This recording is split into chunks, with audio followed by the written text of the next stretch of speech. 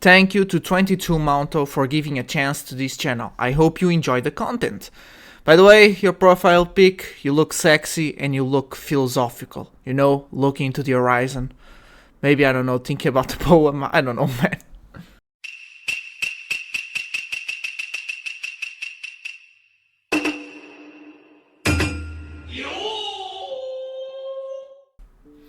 Okay, here we go. First game with Gear 5 Luffy. It's against a Red Zoro. Now, I'm gonna get a Zoro and Sanji game, Red Sanji, out of the way because these were really weird matches. They were playing something different, man. But I decided to bring all the games that I had time to play with Gear 5 Luffy. So he plays Sai, which is a card I've never seen, but he's a vanilla, so it doesn't do much. We played the Zoro to ramp 1 and we just go for 7k, taking the life. We had, I kept this hand, it wasn't bad, you know, we had 2 Zoros for ramp up and we had the Morias, which could revive the Zoro or that Onami blocker that we had there in hand. So I was like, I can probably play with this hand. So I went for it. He plays Gum Gum Jet Pistol, so he took a while to decide on his trigger. I remember the game, but I don't think it was this event that he got out of the trigger. You guys will see what I mean, because you'll see what's the variant here. So I want to play Zoro this turn, so I'm making sure that I can. Yeah, and I'm just gonna go swing 6k and play Zoro.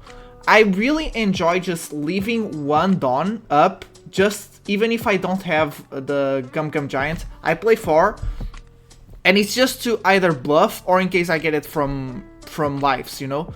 I do this all the time. But yeah, we're doing fine. I haven't seen the Gear 5 Luffy. In case you don't know, my strategy is pretty simple. I try to ramp up as fast as I can to 10 Dawn to just spam the Gear 5 Luffy, which just gives you a body that can take away anybody or just take a life or take a block, you know? He's our insurance. So yeah, he's taking a while to decide what he's going to do. And Moria, by the way, over there, is just like, he revives so much stuff, especially with the deck list that I'm running. So yeah, we have, if we can advance the early the game a lot in Dawn, we are somewhat unstoppable. But it's kind of hard. The consistency can be... It's not that consistency is bad, but sometimes you do feel like, oh, I wish I had more ramp, or I wish I had more late game cards and such. So yeah, now he has the Lucky blocker over there, which can pretty much, if we swing Zoro, he can block, let it go, and then just KO our Zoro. Our Zoro, since we don't really need that much ramp, sorry for the train in the background, since we don't really need that much ramp anymore, we're at 9 and we don't have the Gear 5, I'm thinking about playing the Moria. So yeah, but he doesn't block, so I'm like, okay, I'll just swing with Zoro and get to 10 Dawn. So this is turn 4 and we're at 10 Dawn. So yeah, he still doesn't block. So I'm like, okay, I'm not gonna play Moria. There's no need. I think I'm just gonna swing with Luffy here with 5 and then just play a bunch of blockers with Onami and the Nico Robin, which is a card I really enjoy because she's a target with Moria. I think this game you will see why. Oh, here I made the misplay. I played Blind Clay thinking that I went down on Dawn, but no. But it's fine. It's still a good card to play. I guess I didn't play the Nico Robin. I think I'm gonna try and use Nico Robin as counter. Because if I can place her on the graveyard, I can play Moria. I can play Moria and then play her with this effect. So he's taking his time. He's not swinging with Sai, which is really weird. He plays Rayleigh, the blocker, which is fine. It's not bad. Not bad at all. He has a good amount of blockers, but he also he's pretty down on lives. I'm pretty healthy, but to be honest, it's anybody's game here. He goes 2 on leader and 1 on his Sai. He swings 4. I'm thinking about countering just to put Nico Robin on the graveyard. But no, I just block. Okay, swings for lives, and I counter putting one Nico Robin on the graveyard. And now it just, I'm kind of just gonna go for...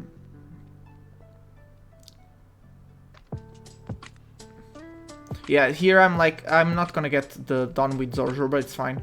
I was thinking that he could block, although it would be somewhat of a wasted block. He just lets it go. I'm like, okay, so you didn't really get that much value out of Sai, but okay. We swing 6k, he can block with Lucky and get our Zoro.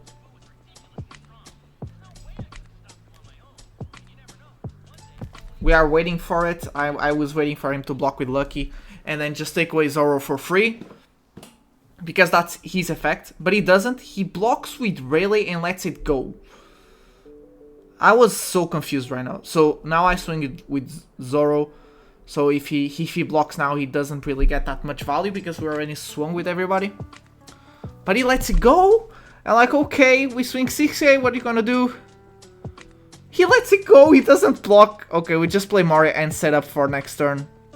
I'm gonna play Nico Robin on Zoro Juro. It's fine, we don't need more Dawn Ramp. And we do draw the Gum Gum Giant. That's why I pretty much leave every time one Dawn. We play Forced, and I see it a lot, so yeah. And it's not like this deck suffers that much for not attaching Dawn, because we do have good late game characters. So now he has 0 lives, he has a shit ton of cards in hand, and only one blocker. I'm like, what are you going to do? And then he plays this event. I'm like, okay, what the hell is this deck list? He's not playing the animal, is the Minx variant, is that it? Or I call it the Chopper variant. So he plays this event, and I'm like, don't tell me he's playing an event version, because yeah, I checked the graveyard, I'm like, he's playing a good amount of events. He plays another Gum Gum Jet Pistol. And I suppose he's going to swing now onto my Bond Clay.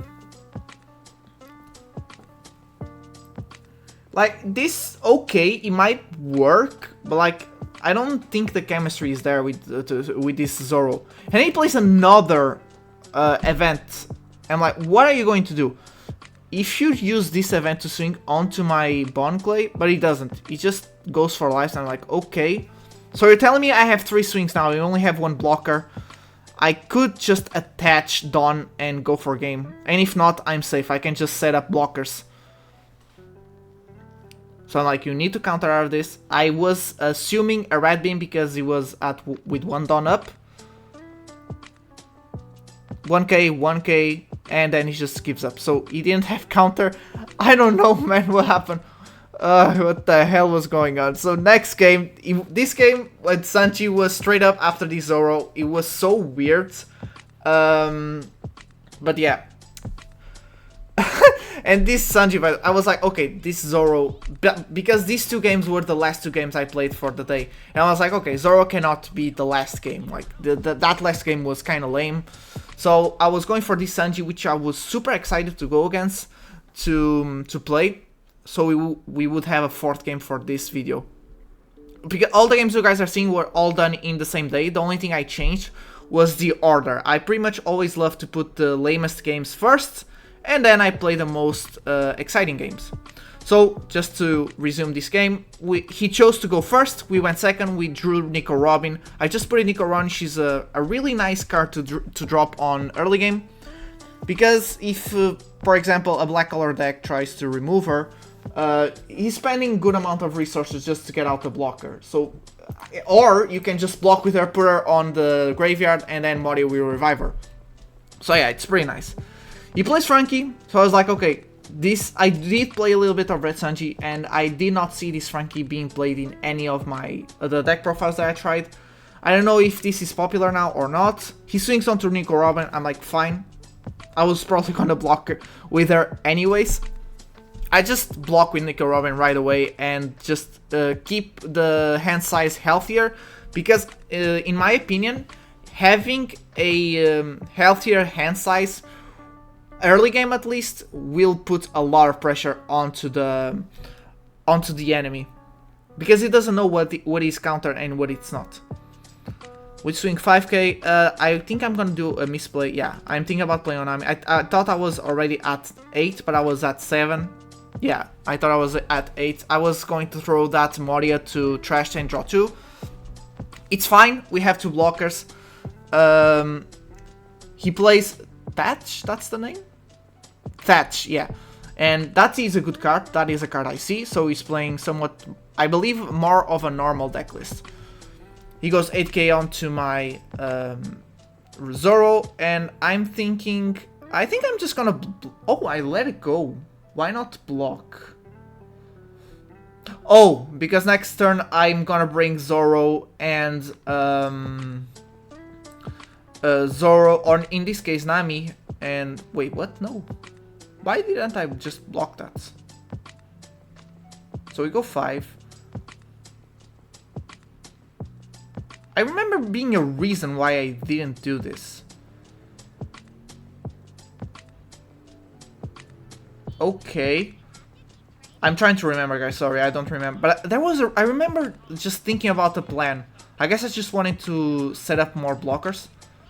Yeah, here we just block with Onami again. We're just blocking the big swings. So yeah. I love Onami and Nico Robin on this deck because of this. It's so annoying. You keep reviving them and they always have value. Again, even against black color decks, which are the ones who can remove this kind of low power and kind of low cost better, it's still annoying. They are still spending somewhat cards from their hand, which is always good. Therefore, leaving some of your better characters on the field just open to swing. Like that Moria. If they want to bring Moria, they need to use like an Ice Age and something. And they don't need to use as many cards for Nico Robin and Onami. So sometimes they just go for quantity, so they just remove 2 blockers with like a Lucci or something, instead of just going for 1 Moria. But it's always nice, you always have value if you have a Moria and the blockers. He plays his ace, never saw this ace being played, but he has double attack. So I was like, okay, I'm gonna have to protect. As you guys see, I still have that on up to bait out the Gungam Giant. He attaches, swings 9. I just block. Again, like big swings, you can just block.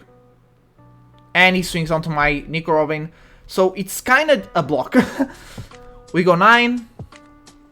We're gonna play Gear 5. The Gear 5, it's insane. I usually just play it. He always works. Sometimes I'm in a tough spot and I play him. And most of the time he actually works. So it's just gonna take away another body. So as you guys can see, Gear 5 is just an insurance. Did I use Gear 5's ability? Let me see. I think I did. I usually don't forget, but the replay sped up, so... Or maybe it doesn't really matter, to be honest. Yeah, he just gives up. He had no counter there, and he was playing the Roger. But yeah, we won that. To be honest, I was kind of sad. That game was actually enjoyable, and I wanted to see what would happen, but we were starting to set up, and we already had Gear 5 really early in the game. But yeah, next game is against a Marco. Marco's still rising somewhat in popularity, at least on the sim. I don't know about him winning locals or big championships or whatever, but he is getting a bit popular on the sim. And he's a really interesting leader to play. I think his skill ceiling is very high, but he can be very rewarding if you know what you're doing. So we swing 5. I just gonna see what he does. There you go. I swing 5. He takes. Now his blocker ability is live. We play Bon Clay, ramp up a little bit more, and play another Nico Robin. Now we have 2 Nico Robins on the field, which is the only 2 I play. He played Sanji's Pilaf. Now he has a lot of cards in hand. He got a good trigger there. I think it was a trigger, right? Yeah, it was a trigger. So he got a really nice trigger.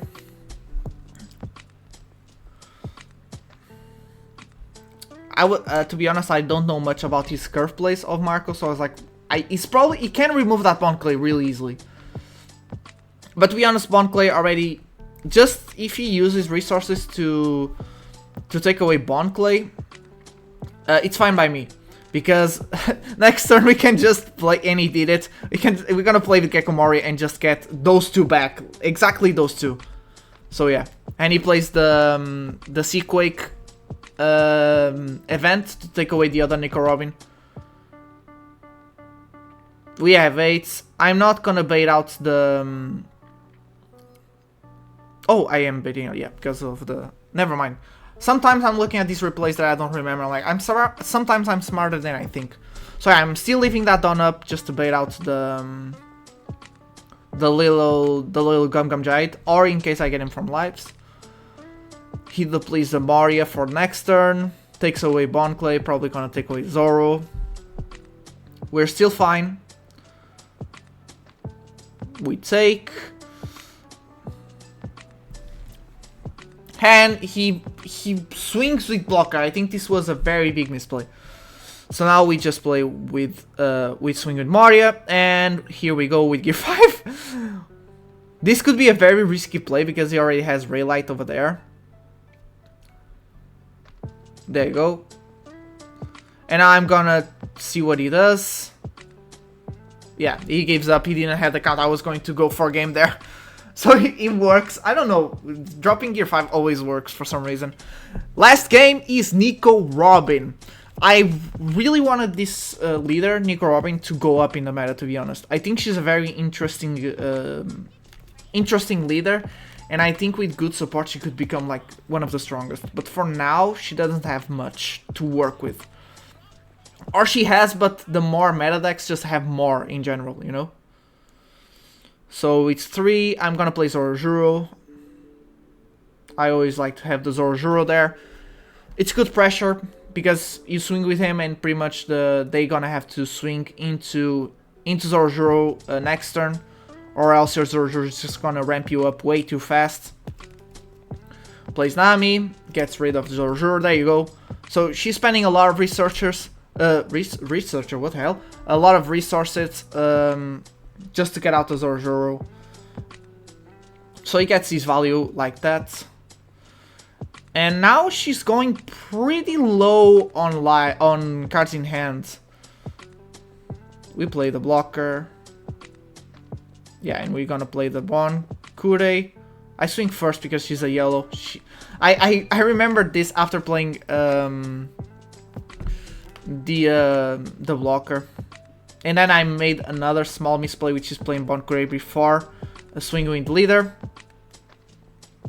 She was going down on hand size, but I was like, I do have like good Dawn and I'm gonna build boards, so I think I can make small swings and try and bait. She plays Nico Robin, trashing one of my top lives, which was the event, which is something I run just to get more consistency. I just run 2. I'm like, what? I don't have a 2k, I only have 2 1ks. So I was thinking about just blocking with Frankie and then play Gekomori next turn and bring him back.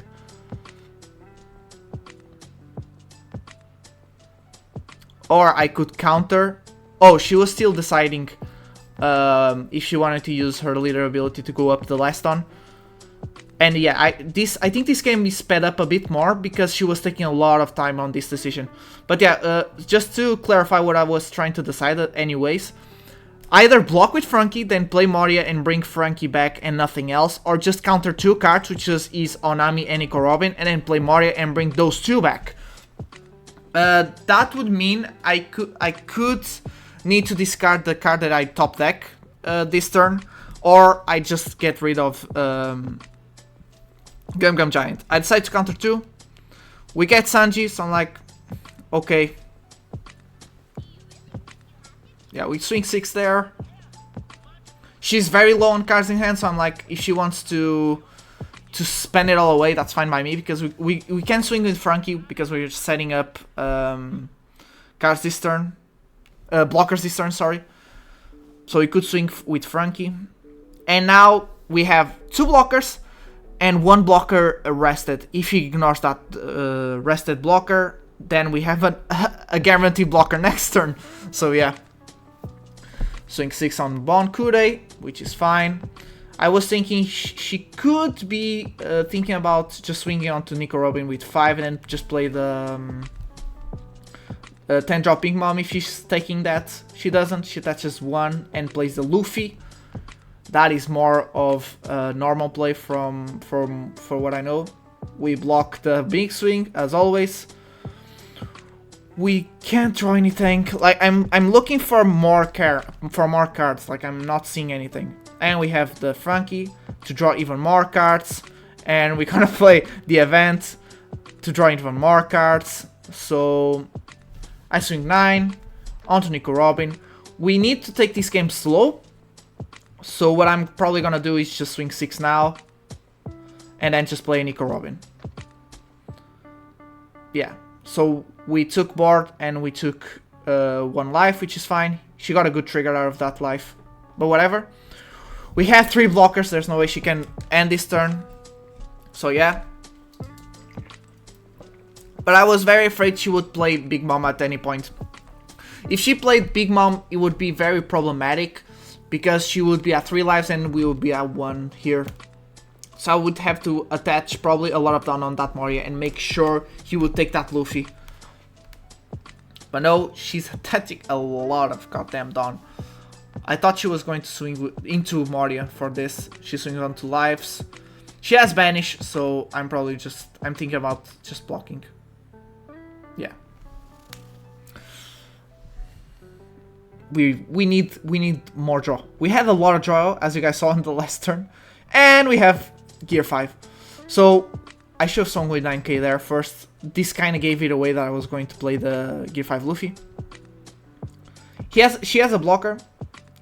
She counters, we swing with 9. I'm like, she's probably gonna block. I really wanted her to block. She takes, and we just play. We play the Gear 5. We swing with 6 here.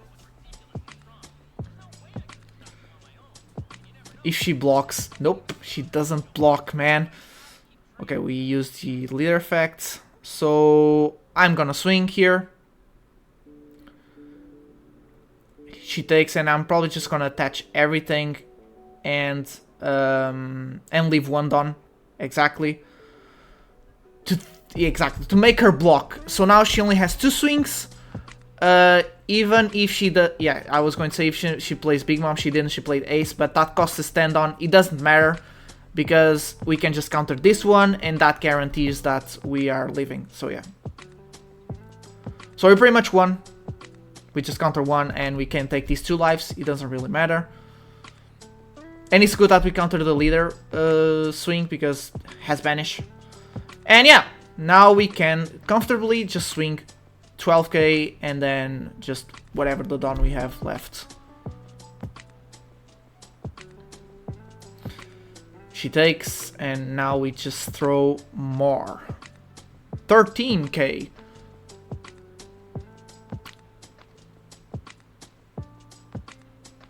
She couldn't, so yeah, we won. It was a nice game. As you guys can see, Gear 5 always does the trick. But yeah, so I hope you guys enjoyed. The strategy, as I said, is just you ramp up as fast as you can to play your late game characters. Gear 5 being your somewhat priority, because it's the guarantee of taking a block or taking someone in the board or just taking a life. So yeah, that's the strategy. Is based on a YouTuber, which I don't remember, but I'll put here in the edit, where I saw his video speaking with the top 1 Japan player, and I pretty much based my deck list off that deck list. I just made some changes and it really works well for me. So yeah, thanks so much for watching, I hope you enjoyed. If you did, consider liking and subscribing to see more of this type of content, and I'll see you all in the next video. Goodbye!